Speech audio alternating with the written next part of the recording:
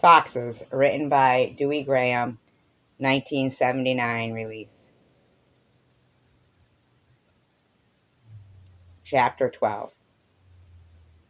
Angel, 5 clones of some scrawny, chopped hair punker ideal, made music like trench warfare. Sloppy, indiscriminate, thunderous. The crowd pulsated and listened and talked and gawked and toked. Deidre and Greg checked each other out self-consciously and tried different personalities on each other. Deidre specializing in her tinkly, sophisticated laugh.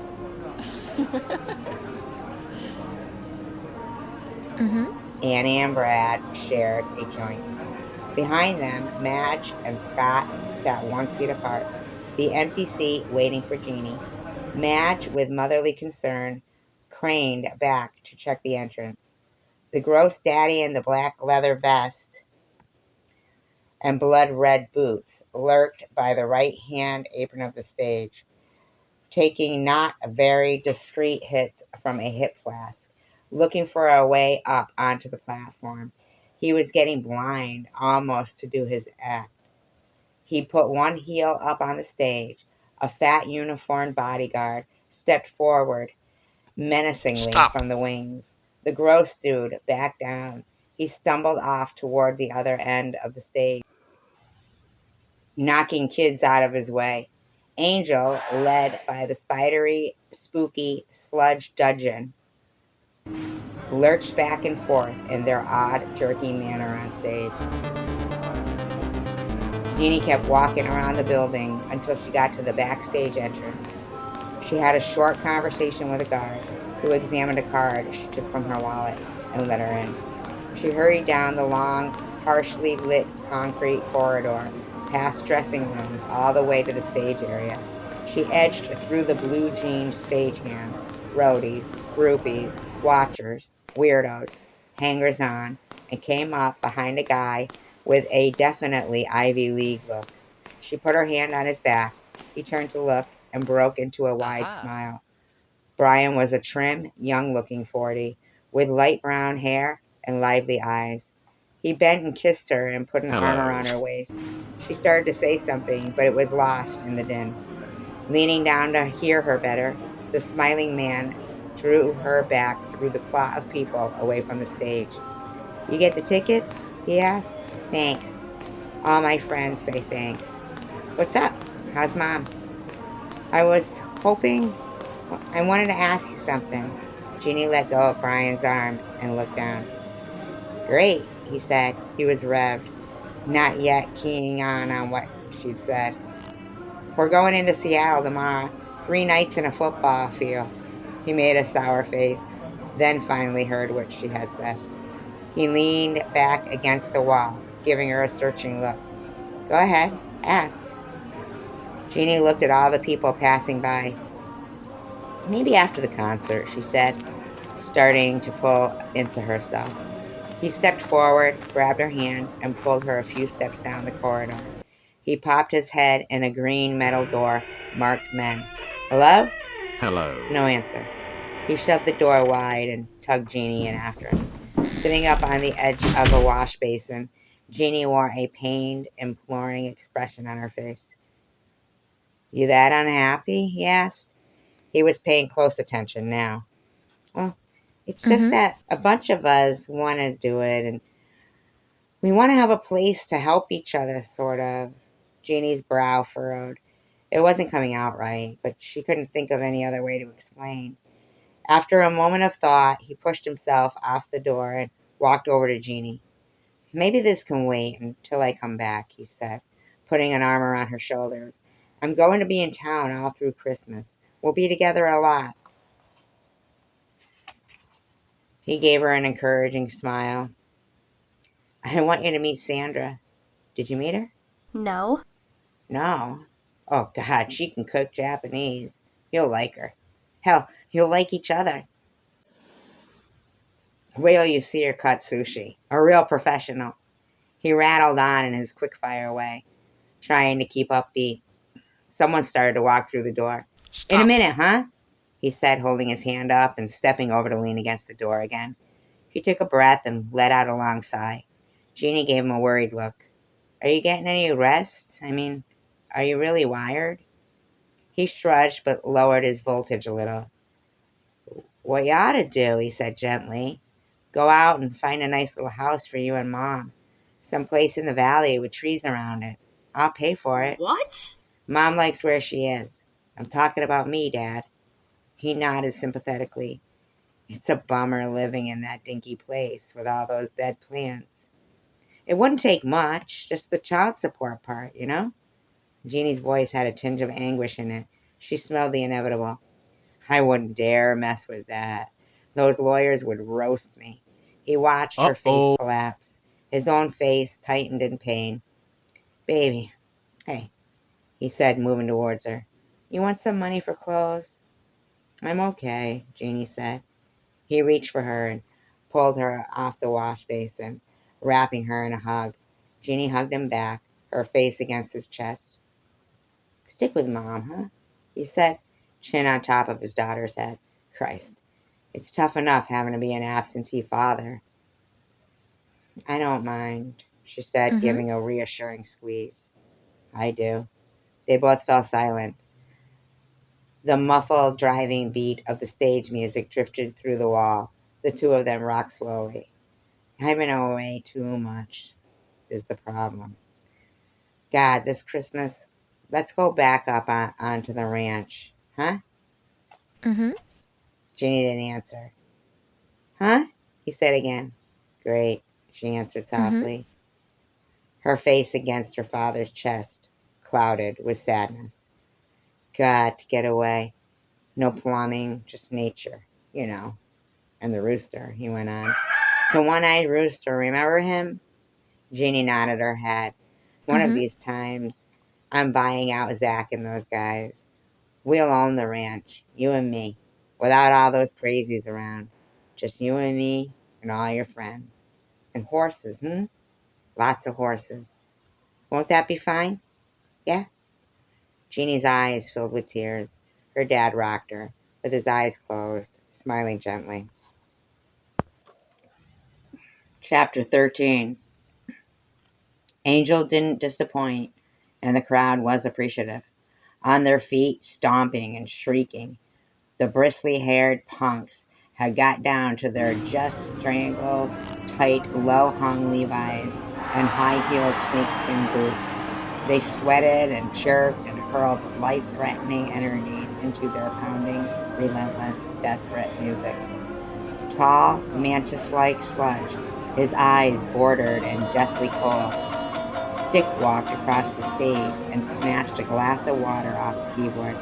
He swigged, spit the stuff on the floor, and danced a macabre, marionette-ish jig while the crowd roared.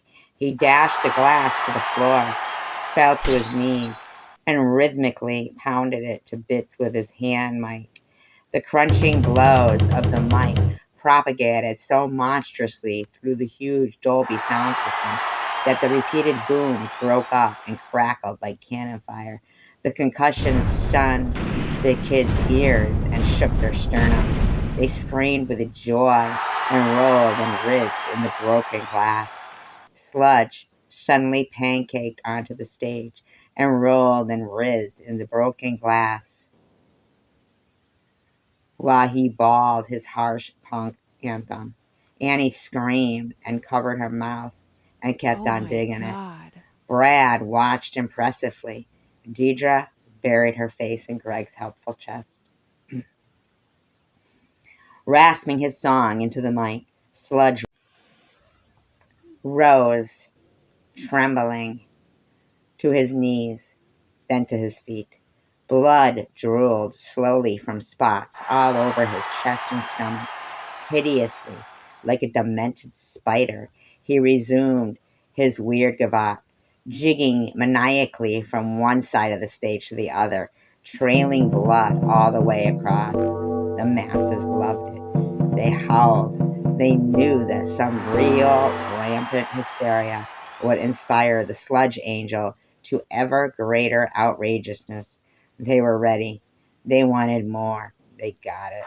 Sludge disappeared behind the keyboard and came out wielding a giant, realistic-looking dildo with which he flailed the members of the band. At that moment, the booted, fat-bellied slug shimmied up on the apron, stone drunk. Sludge raised the dildo. The crowd shrieked.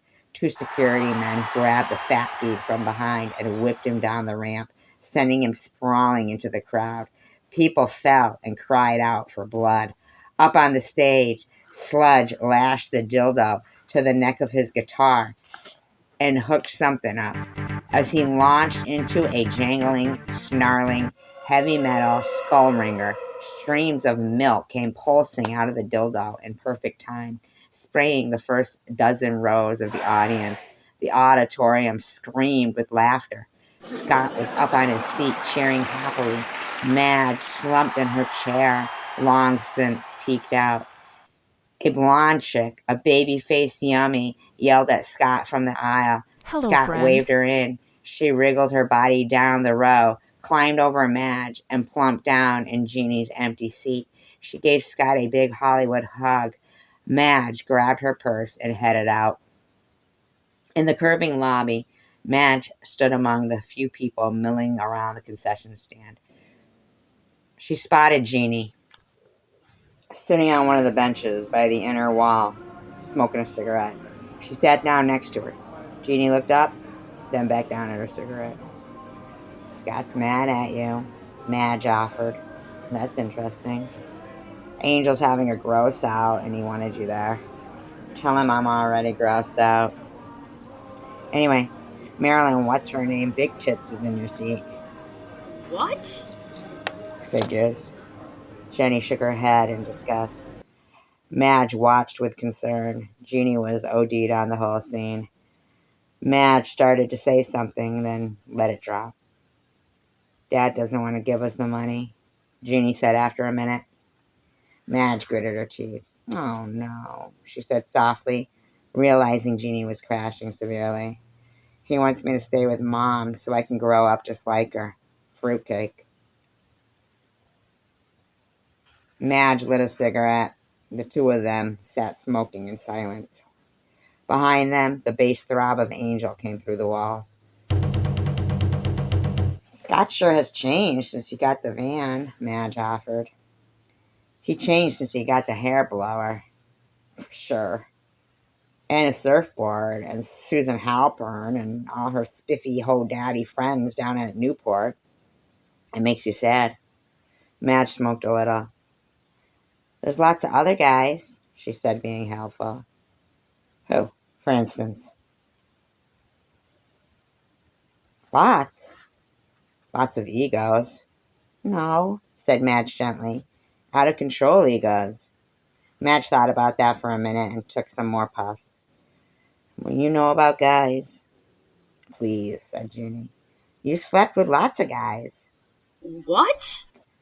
Jeannie screwed up her nose, irritated. I may have slept with a few guys in 9th grade because it was new, but I'm not some total dingbat like Deidre. Okay, Madge said, realizing how the remark had sounded. I'm not Susie Slut, you know what I mean? Yeah, I know. Hey, Madge assured her.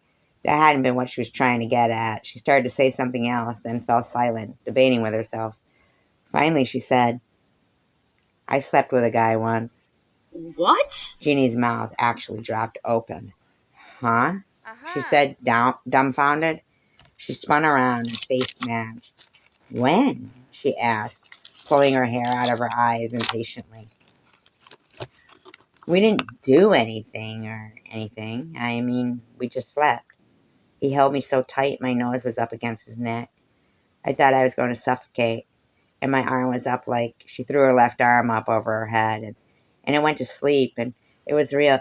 Who was this guy? The Boston Strangler? Jeannie made little give motions with her hands. You don't know him. He's older. Madge wasn't smiling. Jeannie sensed there was a lot more she didn't know. You've been sticking your nose in some guy's neck and I don't know. We used to be friends, Jeannie's eyes were wide open. She was rippling with curiosity. Wham! Wham! The nearer doors to the auditorium slammed open. The music came bursting forth, and so did a scurrying of uniformed security men, 6 in all, bearing overhead, as though on a litter, the struggling, yelping, sodden fat dude, face up, his hairy belly rolling like a sea swell. As they hustled him down the lobby, past the girls toward one of the side exits, kids started pounding out of the auditorium like lemmings. Scott, one of the first out, caught sight of Jeannie, veered over, and grabbed her hand. Come on, this is a Let's bust go. up, he said gleefully, pulling her to her feet.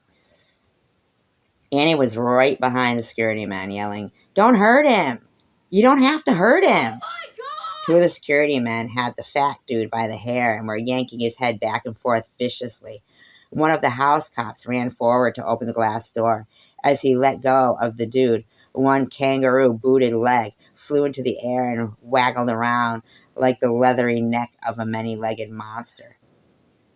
Give you $20 for those boots, man, yelled the stoner boy, crowding in close and waving some bills in the air. Scott dragged Jeannie around to the side to get a good view. Let's go. She tried to resist, but he didn't notice. Madge No. followed, holding her hands to her face, freaking. Oh The my security god. men sprinted the obscenity-screaming dude through the open doors and launched him towards the parking lot. He landed more or less on his feet, but at such velocity that he stumbled forward several strides and splattered on his face. The kids cheered wildly. The dude sprang to his feet with remarkable agility and charged the door like a wounded bear. The cops slammed it in his face. He juked instantly to his right, pounded around the corner towards the near front door. The security men and the crowd of kids all raced for it. Scott raced too, still dragging Jeannie, who was Let's go. trying to jerk her hand away. Will you let go? She finally No. hollered, throwing her body weight against Scott's. He didn't let go, but he stopped abruptly, turned, and looked at her in angry surprise. Lighten up, hey? Still he held onto her hand. Stop. I'm serious, said Jeannie, equally angry. The gross daddy managed to get to the unguarded entrance first and flew through the swinging glass doors. He lunged straight into the onrushing grasp of the first 3 security men, emitting a horrendous, mortal bellow as he locked with them. Snarling and cursing, they muscled him right back out the door and flung him, this time backwards, onto the concrete. The black vest flew up around his head, and he lit on his bare back and skidded. Skin flailed. He let out a hellish shriek, rolled quickly to his left, and got to his knees. That was as far as he got. 3 of the security men knocked him back down and sat on him. The other 3 circled, looking for openings. A red-booted leg lashed free and caught one of the hovering men in the ankle. The man grabbed his hurt limb momentarily, then went directly for the dude's head. He waited until he saw a face, then took a vicious cut at it with his black brogan. Blood splurted. Oh, God, I'm sick, screamed Annie, as the blood splurted from the fat man's nose and mouth. The sight of blood and the pain sent a mammoth jolt of strength coursing through the dude. He went wild, his body arched and shook like a wet dog's, dislodging the 3 men from his back. He staggered to his feet and started flailing around like a madman. Hit him! Shouted Scott, massively turned on. All 6 men converged on the dude at once. He caught one of them a roundhouse to the head that sent him stumbling onto his back. The other 5 savagely cut him down with blows to the kidneys, guts, and head. They wrestled him out flat. 4 of them sat on him, one of them leaning with his full weight on the forearm across the dude's throat. The fat daddy continued to struggle, but less and less. Boy, was he nailed. He was totally nailed, said Scott. jumping around from the excitement. Jeannie finally yanked her Goodbye. hand free. I gotta go, she said, thoroughly turned off. You're not coming in? Scott asked, still craning No. to keep sight of the fight scene. I've seen Angel. Scott turned back to her. Hey, they are unfucking real tonight. Blood coming out of everywhere. I know. My dad buys them their blood, said Jeannie, matter-of-factly. Annie, who'd been watching the exchange, snorted. Scott did a slow burn. What the fuck's into you, anyway? He asked. You've been a bummer, right, since... You coming over to my party? Said Madge, the peacemaker. I'm coming with you, Jeannie. After the concert, Scott said, not taking his eyes off Jeannie. Nothing's into me, Jeannie said. I'm just ready to go. She looked around for a place to put her cigarette butt, not meeting Scott's eyes. I'm not walking into the party by myself, Scott said. Why not? Said Jeannie, walking away from him toward a stand-up ashtray by the wall. 'Cause you're... What the hell? Scott broke off, exasperated. It was the same conversation they'd had on the way in. She came back toward him and stopped and waited, not saying anything. He stared at her, setting his jaw defiantly, expecting her to capitulate. She wasn't about to. Scott shifted his look to Annie, then to Madge and Brad. They all watched, deadpan. You guys all think you're so hip, slick, and cool, Scott said with a sneer. Well, you're all dirt heads. You know that? Dirt. He pivoted and strode for the door, angry and confused. Why they were all suddenly being big assholes, he had no idea. Well, fuck them, he repeated to himself as he headed for the parking lot. Jeannie watched him go, with a bunch of conflicting feelings. Her face showed distress, but she didn't say a word, just watched him go.